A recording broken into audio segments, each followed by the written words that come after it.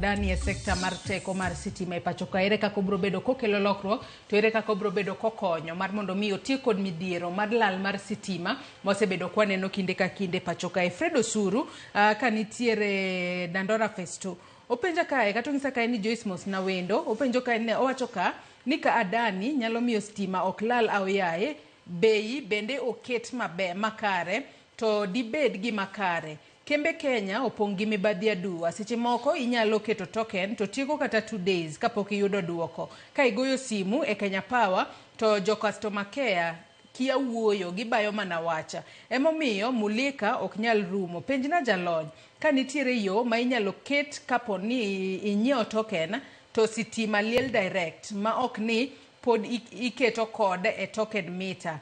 Aya sinene Fredo Osuru koluo chenro ka entiere Dandora. Weche mag nengo mag stima winjo penjo mabende Fredo penjo. Mago gin moko kuom achiedh nade ma jopiny kale kuonde mopogore opogore magidake. Victor. Iluonge ni Fredo Osuru. Fred erokamano kuom penjo mipenjo no. Adani to kod token marwa to onge gi tudruok moro amora.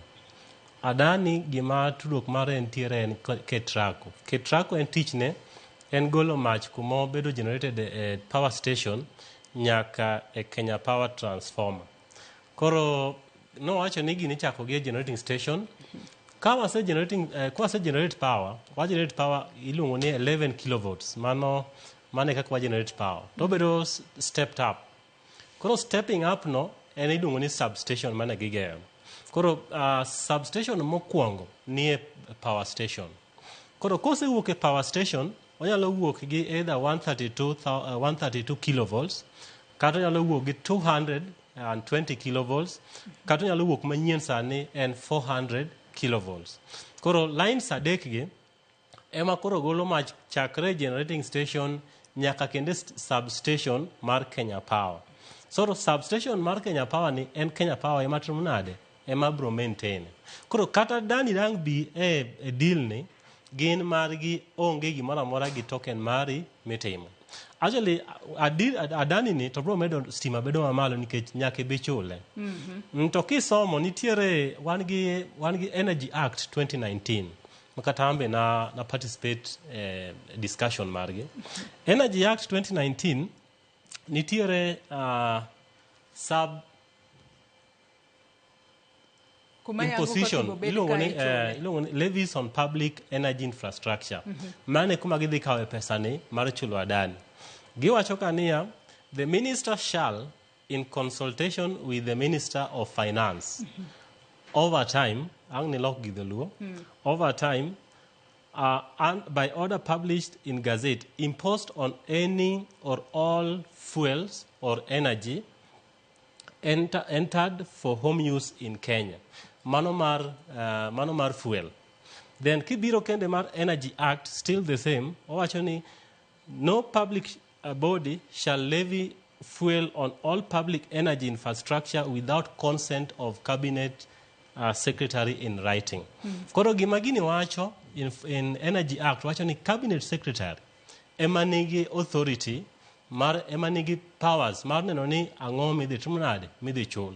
Koro the moment ma Adani no sebiro gin ma gibo bedo piny to giwacho ni okay wan gi billion 96 mwadwa ni mondo uchulwa.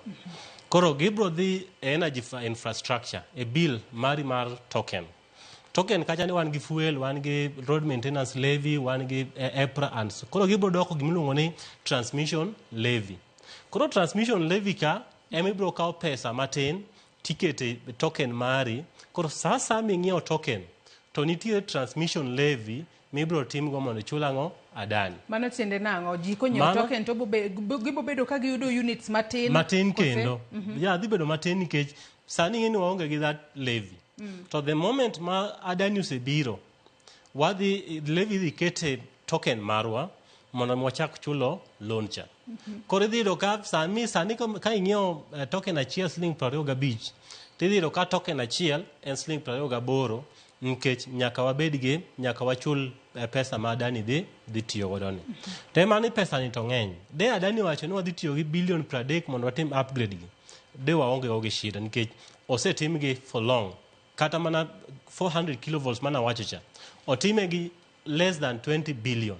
To onge kaka 396 ma bende chuok ne mantiere from Turkana nyaka Suswa idhi losi gi pesa ma en didek gi moselos godo ma Suswa. Koro ineno kaka onge gima ber. Ema wacho ni wach mar Adani ni en odhi miyo cost mar stima dhi bedo malo, to odhi bedo malo not bang' higni 5, not bang' higni 10, odhi bedo malo bang' higni 30 nikech en 30 years deal. Deg wacho ni wadhi donje PPP bang' higni 5, tinyalo wacho ni no, wan kaka Jokenya wanyalo sacrifice mondo wachul pesa ni bang' higni 5, higni 5 bed gi nafu. Kata de PPP wacho ni 96 billion ni odhi bang' higni 10. Nyalo wacho ni higni 10 we Jokenya otim nade otem mondo chul pesa. Lakini PPP madhi bang' moingo higni 10 Joyce en PPP maonge gi any value modhi medo oganda Jokenya. Kinyalo mana duoknwa graph cha